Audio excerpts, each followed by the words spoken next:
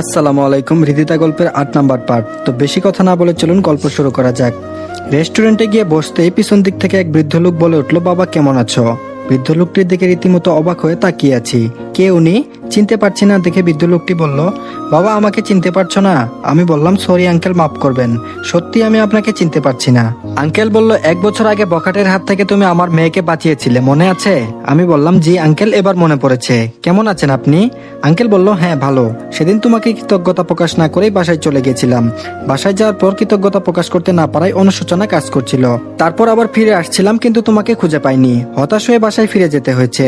আজ একবার ভাগ্যক্রমে রেস্টুরেন্টে তোমার সাথে দেখা হয়ে গেল। আমি বললাম, সরি আঙ্কেল, আমি আসলে বুঝতে পারি নাই আপনি আমাকে এতটা খুঁজছেন, নয়তো আমি আপনার সঙ্গে দেখা করতে আসতাম। আঙ্কেল বলল, না থাক, সেটা আর করতে হবে না। তো এখন কি করতেছো? আমি বললাম, পড়াশোনা করছি এবং পাশাপাশি পার্ট টাইম জব করছি, এই আর কি।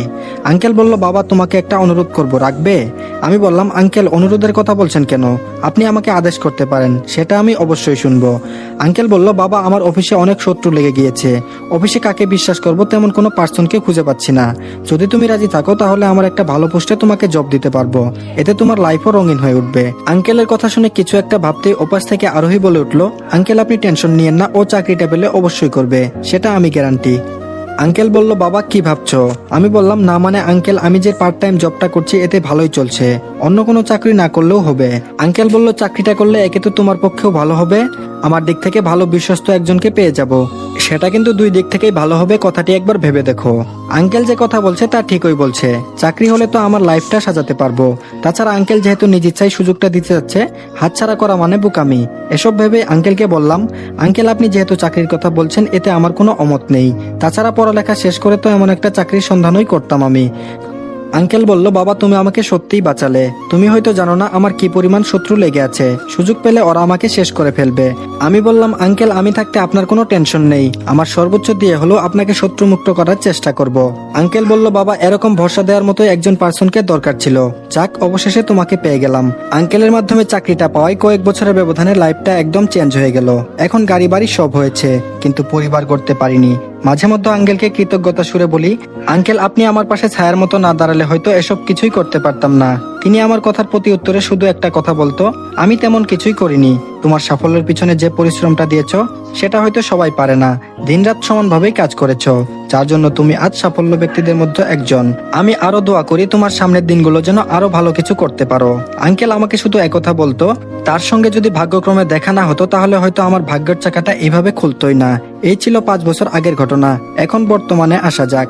অফিসে মনোযোগ সহকারে ল্যাপটপে কাজ করছি। হঠাৎ পাশে রাখা ফোনটা ক্রিং ক্রিং করে বেজে উঠলো। স্ক্রিনে লক্ষ্য করতেই আঙ্কেলের নাম্বারটি ভেসে উঠলো। তড়িঘড়ি করে রিসিভ করলাম, বললাম হ্যালো। আঙ্কেল বলল, বাবা কি করছো? আমি বললাম, আঙ্কেল অফিসে বসে কাজ করছি। আঙ্কেল বলল, তোমার যতই কাজ থাকুক না কেন কাল কিন্তু আমার মেয়ের বিয়েতে তোমাকে আসতেই হবে। আমি বললাম, হ্যাঁ আঙ্কেল আমি অবশ্যই যাব। আঙ্কেল বলল, আচ্ছা ঠিক আছে, কাজ করো। কাল যদি আমার মেয়ের বিয়েতে তোমাকে না দেখি তাহলে কিন্তু বাবা আমি অনেক মন খারাপ করব। আমি বললাম, আঙ্কেল আপনি যেহেতু বলেছেন তো আমি অবশ্যই যাব। আঙ্কেল বলল, আচ্ছা ঠিক আছে রাখি। আমি বললাম, জি আচ্ছা। কাল তো গুরুত্বপূর্ণ একটা মিটিং আছে, বিয়েতে গেলে মিটিং বাদ দিতে হবে। এদিকে আঙ্কেল অনেক রিকোয়েস্ট করে বলেছে যদি না যাই তাহলে মন খারাপ করতে পারে। তাছাড়া এই লাইফটা তো আঙ্কেলের মাধ্যমেই পেয়েছি। আজ আমি এতটা ব্যস্ত সেটা একমাত্র আঙ্কেলের জন্যই। দরকার পড়লে মিটিং বাদ দিয়ে হলেও আঙ্কেলের মেয়ের বিয়েতে যেতে হবে। তারপর আঙ্কেলের মেয়ে মানে মিথিলার বিয়েতে যেতে হলো। বাড়িতে প্রবেশ করতেই লক্ষ্য করলাম এটা যেন কোনো একটা রাজপ্রাসাদ, ডেকোরেশন আর লাইটিং পুরো বাড়িটাই চাকচিক্য করে ফেলেছে। ডেকোরেশন দেখছি, এর মধ্যে আঙ্কেল আমাকে দেখে বলে উঠলো, বাবা এসেছো? আমি তো ভেবে নিয়েছিলাম তুমি আসবেই না।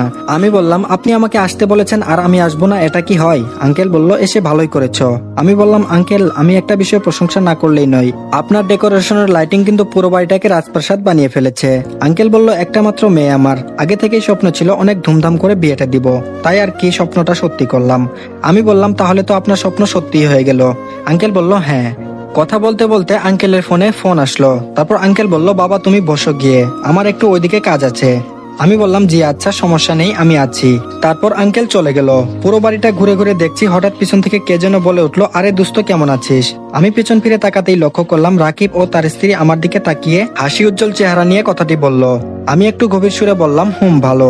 আমার কথার ধরন দেখে রাকিব বুঝতে পারলো তার সঙ্গে কথা বলার কোনো মুড নেই, তো সেখান থেকে চলে আসতে যাব এমন সময় রাকিবের স্ত্রী বলল, ভাইয়া শুনেন। আমি বললাম, বলেন। রাকিবের স্ত্রী বলল, আপনি আমাদের দেখেই এভাবে চলে যাচ্ছেন যেন আমাদেরকে চিনেনই না। আমি নিশ্চুপ হয়ে দাঁড়িয়ে রইলাম। রাকিব বলল, দোস্ত সরি রে, তোকে সেদিন বাড়ি থেকে এইভাবে তাড়ানোটা আমাদের ঠিক হয়নি। তুই যখন চলে গেলি আমি আর নীলা তখন বাসা থেকে বের হয়ে কিছু দূর তোকে খুঁজেছি, কিন্তু তোর দেখা মিলেনি। সরি দোস্ত, অনেকদিন পর তোর সঙ্গে দেখা হলো, মন খারাপ করে থাকিস না। আমি বললাম, তোর মতো বন্ধু না থাকাই ভালো। এই বলে ওখান থেকে সরে গেলাম। রাকিব ও তার স্ত্রী আমার দিকে অবাক হয়ে তাকিয়ে আছে। ওরা হয়তো আমার কাছ থেকে এরকম আচরণ আশা করেনি। ব্যাস সোফায় গিয়ে বসে আনমনে ফেসবুকের নিউজ ফিড দেখছিলাম। হঠাৎ হৃদিতার কণ্ঠে গানের আওয়াজ শুনতে পেলাম। বিষয়টি দেখার জন্য মঞ্চের দিকে এগিয়ে যেতে লাগলাম। মঞ্চের সামনে দাঁড়িয়ে লক্ষ্য করতেই আমার চোখ যেন কপালে উঠে গেল। এই আমি কাকে দেখছি? এ তো সত্যি হৃদিতাই গান গাচ্ছে। হৃদিতার সঙ্গে আরো কয়েকটা মেয়ে তার গানে তাল মিলাচ্ছে। এইদিকে হৃদিতার মা বাবা আঙ্কেলের সঙ্গে সোফায় বসে গল্প সল্প করছে। তার মানে হৃদিতাদের সঙ্গে আঙ্কেলের কোনো একটা সম্পর্ক জড়িত আছে। মাথাটা কেমন জানি ঘুরে গেল। তারা এখানে কি করছে? তাদের তো এখানে থাকার কথা না। না, এখানে আর থাকা যাবে না, তার আগেই আমাকে এখান থেকে সরে যেতে হবে। তাদের জন্যই আমাকে গ্রাম ছাড়া হতে হয়েছে। আনমনে এসব ভেবে চলে আসতে যাব। দরজার কাছে যেতেই মিথিলা আমার সামনে দাঁড়িয়ে বলে উঠল, ভাইয়া কোথায় যাচ্ছেন? আমি বললাম, মানে আমার একটা কাজ পড়ে গেছে, সেখানে আমাকে দ্রুত যেতে হবে। মিথিলা বলল, ভাইয়া দাঁড়ান, আব্বুকে বলছি। আব্বুকে বললে তো আর যেতে পারবেন না। আমি বললাম, এই না, বললেন না প্লিজ। মিথিলা বলল, আব্বু এই দেখো রনি ভাইয়া চলে যাচ্ছে। মিথিলার কথাটা আঙ্কেল শোনা মাত্রই তার সঙ্গে হৃদিতার বাবা মাও আমার দিকে তাকাতেই তাদের চোখ আর আমার চোখ এক হয়ে গেল। তারপর কোনো কথা না বলে চলে আসতে যাব, তার আগে হৃদিতার বাবা আমার পথ আটকে যা বলল। হৃদিতার বাবা বলল, বাবা তুমি এতদিন এখানে থেকেছো অথচ আমরা কিছুই জানি না। হৃদিতার মা বলল, বাবা আমাদের ভুল আমরা অনেক আগেই বুঝতে পেরেছি, কিন্তু আফসোস তোমার কাছে গিয়ে যখন ক্ষমা চাইবো ঠিক তখনই আমাদেরকে ছেড়ে চলে আসছিলা। বাবা তুমি আমাদের মাফ করে দাও প্লিজ, আমরা সত্যি অনেক অনুতপ্ত আর লজ্জিত। আমি নিশ্চুপ হয়ে দাঁড়িয়ে আছি। তারপর হৃদিতার বাবা বলল, দেখো বাবা আমি তোমার রাগটা বুঝতে পারছি, কিন্তু আমি তখন কি করতাম বলো? আমার জায়গায় যে কেউ হলেই এমন কাজই করতো। আমি যা করেছি, এখন অতীতের সবকিছু ভুলে তুমি আমাদেরকে ক্ষমা করে দাও প্লিজ। আমি বললাম, আপনাদের কথা বলা শেষ, এখন আমি আসি। এই বলে বাসার বাইরে চলে আসছি। পিছন দিক থেকে হৃদিতা দৌড়ে এসে আমার সামনে দাঁড়িয়ে অশ্রু ভেজা চোখে বলল, এতদিন এখানে ছিলে অথচ আমি যে দূর থেকে কতগুলো মেসেজ কল দিয়েছি সেগুলো কি একবারও দেখার চেষ্টা করোনি? ভুল তো হতেই পারে, তাই বলে সবাইকে ছেড়ে চলে আসতে হবে? হৃদিতা আমাকে জড়িয়ে ধরে এক নাগারে কথাগুলো বলে উঠল। তার কথার কর্ণপাত না করে রেগে বললাম, আমাকে স্পর্শ করার সাহস তোমাকে কে দিয়েছে? হৃদিতা আমার রাগী চেহারাটা দেখা মাত্রই ভয়ে কিছু দূর সরে গিয়ে মাথাটা নিমিষে নিচু করে ফেললো। তারপর বললাম, একটা কথা ভালোভাবে শুনে রাখো, তুমি আর তোমার বাবা ভুলেও আমার সঙ্গে কথা বলার চেষ্টা করতে আসবে না। ঘৃণা নামক শব্দে তোমার আর তোমার বাবার নামটা খুব ভালো করেই লেখা আছে, সেটা চাইলেও মুছে ফেলা সম্ভব না। হৃদিতা বলল, ভুল তো মানুষেরই হয়। এই কথা বলতেই তার কথা থামিয়ে বললাম, চুপ, আরেকটা কথাও আমি শুনতে চাই না। এ বলে আঙ্কেলদের বাসা থেকে বের হয়ে আসলাম। অপরদিকে হৃদিতা কান্না করে তার বাবাকে বলল, বাবা ওর কি আর রাগ ভাঙানো সম্ভব হবে না? হৃদিতার বাবা বলল, মারে তুই কান্না করিস না, আমি রনির কাছে যেভাবে হোক ক্ষমা চেয়ে তোর ভালোবাসাকে একত্রে করে দিব। তার আগে রনির কাকাই কাকিমাকে বিষয়টা বলতে হবে। হৃদিতা বলল, বাবা আমি এত কিছু জানি না, যেভাবেই হোক ওর রাগ ভাঙাতেই হবে। হৃদিতার আজ যেন বিশ্বাসই হচ্ছে না এ কোন রনিকে দেখছে, যে রনি হৃদিতাকে দেখার জন্য পাগলের মতো পিছু পিছু তার বাড়ি অব্দি গিয়েছে। আজ তার চোখে হৃদিতার ঘৃণার ছাপ স্পষ্ট দেখতে পেরেছে। এই ঘৃণা সহজেই কি মুছে ফেলতে পারবে? তাকে পারতেই হবে। এত সহজে তাকে হারাতে রাজি না হৃদিতা। বিছানায় শুয়ে কান্না করছে আর এসব ভাবছে। হঠাৎ করে কারো স্পর্শ পেয়ে হৃদিতা পিছন ফিরে লক্ষ্য করলো তার মা ছলছল চোখে তার দিকে তাকিয়ে আছে। হৃদিতা বলল, মা তুমি এখানে? হৃদিতার মা বলল, কান্না করছিস? হৃদিতা বলল, কই না তো। হৃদিতার মা বলল, মারে সন্তানের মিথ্যা কথা যে মায়েরা খুব সহজেই ধরে ফেলে, আর এখন তুই কান্না করার পরও আমাকে মিথ্যা বলছিস সেটা আমি শিওর। হৃদিতা কান্না করতে করতে বলল, একটা কথা কি জানো মা, যার চোখে আমার জন্য ভালোবাসায় ভরপুর ছিল সে চোখ আজ আমি ঘৃণা স্পষ্ট দেখেছি। জানো মা, ও আমার পিছনে 2টা বছর ঘুরেছে, আমিও ওকে এমনি এমনি ঘুরিয়েছি, তার প্রপোজাল গ্রহণ করিনি। যখন ওকে ভালো লাগতে শুরু করলো ঠিক তখন ওই দুর্যোগ এসে আমাদের মাঝে দেয়াল সৃষ্টি করে দিল। মা তুমিই বলো আমি কি জেনে বুঝে এসব করেছি? হৃদিতার মা বলল, না রে মা, তুই এসব জেনে শুনে করিসনি, কিন্তু ঠিক ওই গ্রামবাসীর সামনে রনিকে অপমান অপদস্থ করা হয়েছে, সে কথা রনি এখনো ভুলেনি। হৃদিতা বলল, মা আমি যে ওকে ভীষণ ভালোবেসে ফেলেছি সেটার কি হবে? হৃদিতার মা বলল, তা বলতে পারবো না, কিন্তু তার মনে জায়গা নিতে হলে আমাদেরকে যেভাবেই হোক তার কাছ থেকে ক্ষমা নিতেই হবে। হৃদিতা বলল, মা আমি ওকে না পেলে একটা কিছু করে ফেলবো। হৃদিতার মা বলল, কি এসব অলক্ষণে কথাবার্তা বলছিস? তোর যদি কিছু হয়ে যায় আমরা কাকে ঘিরে বেঁচে থাকবো বলতো? হৃদিতা বলল, তাহলে যেভাবেই হোক ওকে আমার কাছে এনে দাও মা। হৃদিতার মা বলল, ধুর পাগলি মেয়ে, মায়ের সামনে কি এসব কথা বলতে আছে? হৃদিতা বলল, মা তুমি হাসছো? হৃদিতার মা বলল, না থাক, আর হাসবো না। হৃদিতা বলল, তার মানে তুমি আমার কথা সিরিয়াসলি নাওনি তাই তো? রিদিতার মা হেসে হেসে বলল, আমার মেয়ে যেহেতু বলেছে তো জামাই বানালে রনিকেই বানাবো, এবার খুশি তো? রিদিতা খুশি হয়ে বলল, মা সত্যি বলছো? রিদিতার মা বলল, হ্যাঁ রে মা, সত্যিই বলছি। তার আগে তোর আব্বুকে তোর মামুকে বলতে হবে। রিদিতা তার মাকে জড়িয়ে ধরে বলে উঠলো, আমার বেস্ট মা। অপরদিকে যাদের দেখলে মাথায় রক্ত উঠে যায় তাদের সঙ্গে যে এইভাবে দেখা হয়ে যাবে সেটা স্বপ্নেও কল্পনা করিনি। কিন্তু রিদিতা আমাকে জড়িয়ে ধরলো কেন? ও নিশ্চয়ই আমাকে ভালোবেসে ফেলেছে। কথায় আছে না, দূরত্ব ভালোবাসা বাড়ে, সে জো হয়েছে রিদিতার।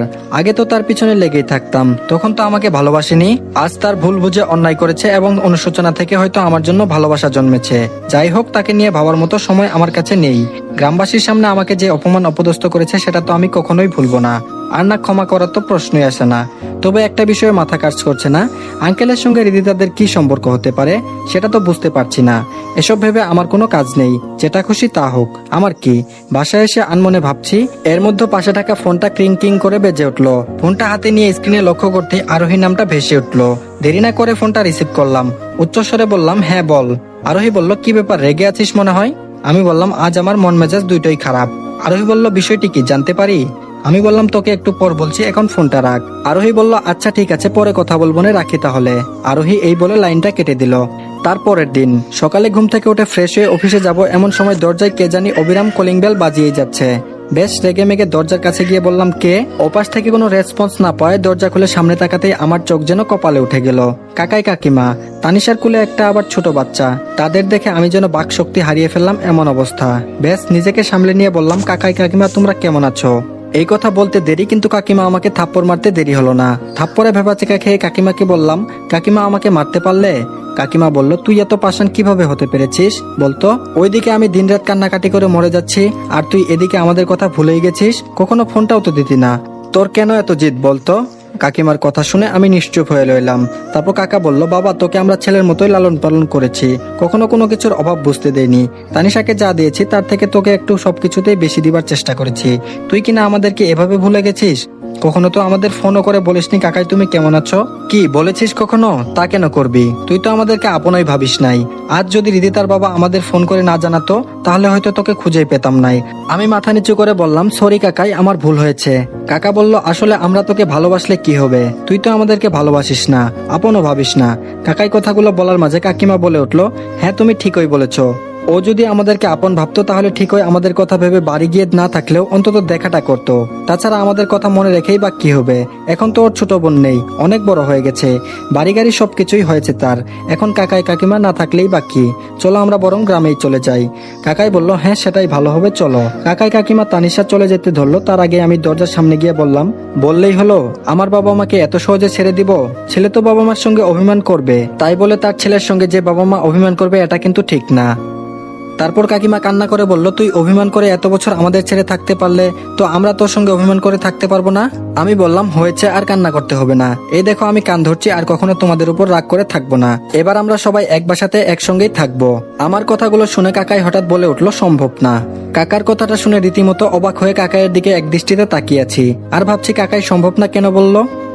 ধন্যবাদ সবাইকে, আজকের পার্টটি এই পর্যন্তই। পরের পার্টটি নতুন চ্যানেলে দিব, তো চ্যানেল লিংক আমি ভিডিও ডিসক্রিপশন বক্স আর কমেন্ট বক্সে দিয়ে দিব, আপনারা সেখান থেকে গিয়ে পরের পার্টটি দেখে নিন। তো ধন্যবাদ সবাইকে, সবাই সাবস্ক্রাইব করে রাখবেন।